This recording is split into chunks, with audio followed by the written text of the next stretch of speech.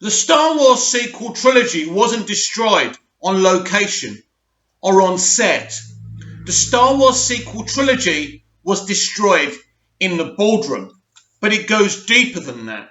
It really is significant that the true statement, an unpopular statement I'm about to make, is that the Star Wars sequel trilogy was destroyed by prequel haters. They are the same people who drove George Lucas to sell Lucasfilm and the rights to Star Wars and Indiana Jones to Disney. The very reason we are in the position that we are in now.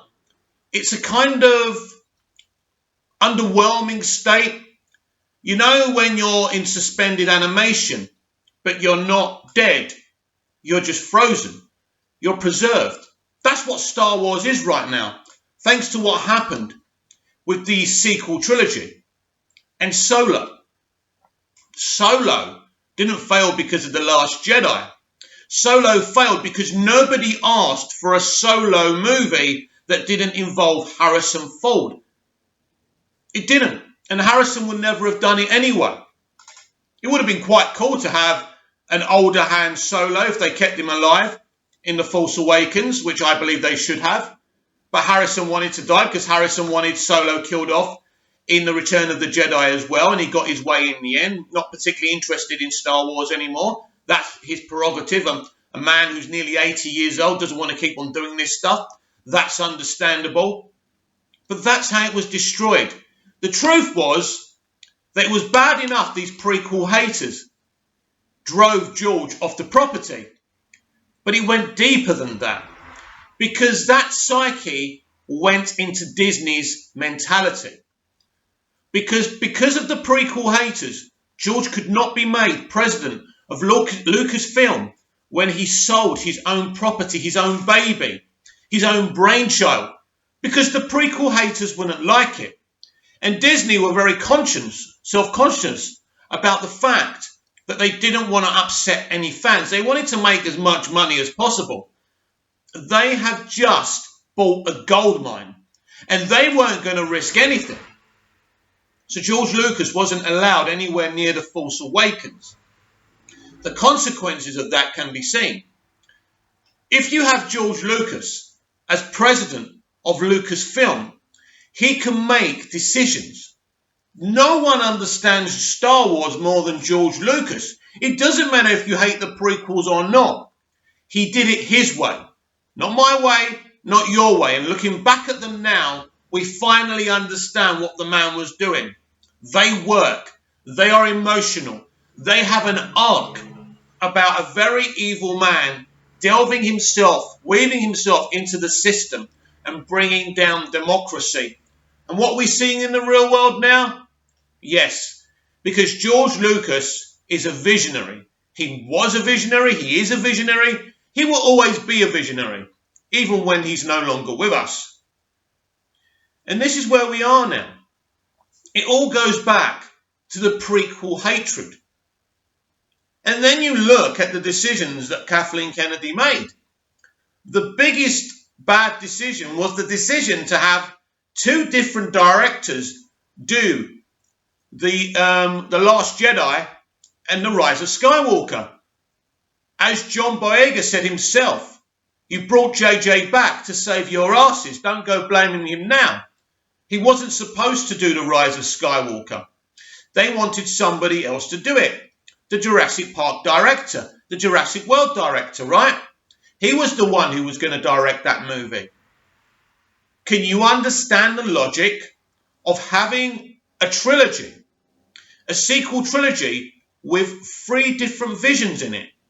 It doesn't make sense. Then you can throw at me, well, George didn't do episode 5, he didn't do episode 6, he didn't do Empire Strikes Back, and he didn't do Return of the Jedi. That's very true. But he was there leading the narrative.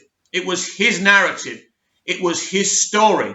And it's because of the prequel haters that we didn't get his epic 7, 8, and 9. Imagine that. Imagine the missed opportunity there. We're supposed to be continuing George Lucas's vision. 7, 8, and 9, that's what it's supposed to be. It's supposed to be this 9 episodes that come from George's original episode 1, The Phantom Menace. Episode 2, episode 3, episode 4, episode 5, episode 6. But instead we get something that just rehashes what we've already seen. That's not J.J. Abrams' fault. That's Disney's fault. It's not even Kathleen Kennedy's fault. It's Disney's fault because they wanted to play it safe and bring in the money. And for The Force Awakens, because we hadn't had a Star Wars film for so long, it worked. It worked over $2 billion in the global box office. Wow. But then you come to Rian Johnson and The Last Jedi. Rian Johnson should never have been anywhere near a Star Wars movie, let alone the second part of a sequel trilogy. This is a man who quite blatantly hates Star Wars fans, and it just seems his goal was just to wind everyone up. Self-confessed by Mark Hamill, who blatantly came out and said he fundamentally disagreed with the direction of his character from Rian Johnson. Then later on he says, I shouldn't have said it, that stuff should stay private. But he never ever said, I didn't mean it. He said, I shouldn't have said it publicly. But you did say it publicly, Mark, because you wanted us to know. That's what set the template for this movie. This is what began the concerns for this movie, but we waved it away. This is just Mark. How do we know if Mark's even being serious? Mark's a joker. No pun intended, right?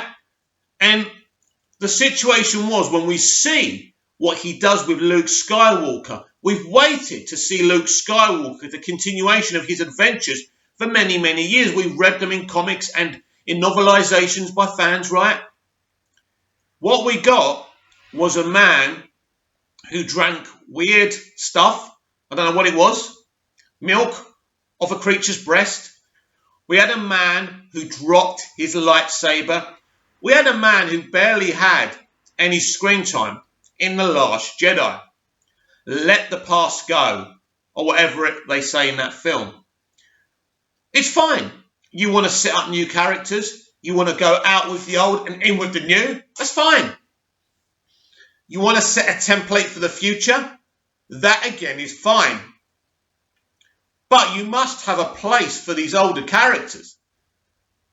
And at least if you want them to go and die so you can represent these newer characters, you've got to give them a great exit. The Last Jedi should have been Luke Skywalker's movie. If you want it to be his farewell, then fair enough. But do it in a way where it works. Personally, I don't see why you have to get rid of Luke Skywalker. He doesn't have to be the be-all and end-all because you've got these new younger characters. The problem is you didn't develop these new younger characters properly. You threw them in there. And even when you see the younger cast like Daisy Ridley and John Boyega talking about it, you can tell they're so pissed off. And you know they don't want to go back to Disney and work with them ever again. Even someone like Daisy Ridley, who's pretty much blatantly said she won't play Rey again. That's a shame. I think in The Force Awakens, there was potential with Rey. I think she was a good character. And the mysteries and the arcs and the riddles that JJ gave us for that character were fantastic. Now, a lot of people don't think Mystery Box is the right place. It is the right place to do it with Star Wars. They didn't like it. I like Mystery Box storytelling, but you've got to be able to have a satisfactory answer. And that's always a problem. Because when you do Mystery Box, like we found out with Lost, everyone has a theory. And when people don't get the theory they want, they spit the dummy out. But at the end of the day, at least that's interesting. At least that's taking you to a journey and there's an arc and there's a discovery of character. I don't understand whose decision it was for J.J. Abrams not to direct the whole trilogy and visualize the whole trilogy. I don't understand whose decision it was for J.J. just to do one movie and then to go away. I don't understand. It doesn't make sense. Was that J.J.'s decision? Was it Kathleen Kennedy's decision? Was it Disney's decision? It's one thing to have 3 different directors, but to have 3 different visions within one trilogy. I don't know about you, but that's balmy. So in the end, nobody had a plan. These different directors were going to come in with these different visions. And if you want Rian Johnson to do Star Wars, he does one of the Star Wars stories. That's fine. If it's controversial, it's controversial. It doesn't really matter because he's not touching the main legacy characters. So it's fine. I thought the idea of the Star Wars stories was genius. I think Rogue One, they got in a lot of trouble over Rogue One, but it made lots of money and people enjoyed the movie. I mean, mainly because Darth Vader was in it, but never mind, there you go. I think Rogue One was a good movie, by the way. At least it did something different. I don't think setting these Star Wars stories within kind of the legacy of the kind of whole, main arc was right. I think the Star Wars stories should be self-contained, different stories in different galaxies, different planets, nothing to do with what we've already seen. There can be brand new spaceships, brand new creatures. They weren't brave enough with the imagination. George Lucas himself, when he saw The Force Awakens, said it himself, it was too similar to what he'd already done. It wasn't bold enough. It wasn't brave enough. This was George Lucas. This is George Lucas who did his original trilogy, then went and did something so different and so unique, right, with the prequels, which pissed a lot of fans off because it was different. This is why people hate the Snyderverse. Not because it's bad, but because it's different. But with George Lucas as president of Lucasfilm, this would never have happened. He would have hired the directors. It would have been his trilogy that would have been done and maybe adapted by someone, right? But George Lucas was no longer making any decisions. George Lucas was no longer making any decisions because of the prequel haters. They drove him away. They were toxic to people like the talented guy who played Jar Jar Binks and nearly drove the man to suicide. The man said it himself. I follow him on Twitter, a very talented, nice man. And you look at the prequel haters and you try and understand them. You try and think, why do you hate something so deeply? And it is, as I say, because it was different. Because I remember sitting in the cinema going, oh, there's no Han Solo type of character in this. No imagination, no vision. The guy is telling a prequel story. The reason everything looks so shiny and new in that world, because it's before everything was taken over and turned to shit, right? Basically, imagine the prequels like pre-COVID, right? So pre-COVID, we could all go near each other. We could all hug each other. We could all sit in a movie theatre. That's what the prequels are, pre-COVID. When everything, I mean, it's still a mess. We're still bitching at each other. We still hate each other. But the world isn't like this, where people can't go near each other and they're grassing each other up for breaking COVID sanctions, right? This is what the prequels were. Now, I can understand people maybe not liking them because it's not what they went there to see. But this man owned the property.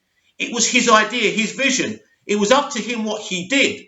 We had someone like Simon Pegg on the set of The Force Awakens saying how disgusting the prequels were. You're on the set of a man, of something of that, what that man created, and you're doing him dirty. And you were doing him dirty because you were told to do him dirty by the studio because it's what everyone wanted to hear at the time. I remember being on Twitter, don't want George Lucas anywhere near this. And what happened when we didn't have George Lucas anywhere near this? George Lucas could have been in charge of Lucasfilm. He could have, as I say, he could have set the template. And we would have had an epic sequel trilogy. And now the 9. We'd be binging the 9 episodes being proud. He could have set up Star Wars stories, as I say, to be bold and different, with new characters and new worlds. Not Solo, a Star Wars story that nobody wanted and nobody asked for, right? We don't have to get everything we ask for. Sometimes a visionary knows more than the audience. Most of the time, maybe all the time. Not all the time, but, we don't always know best as fans. And I agree with that.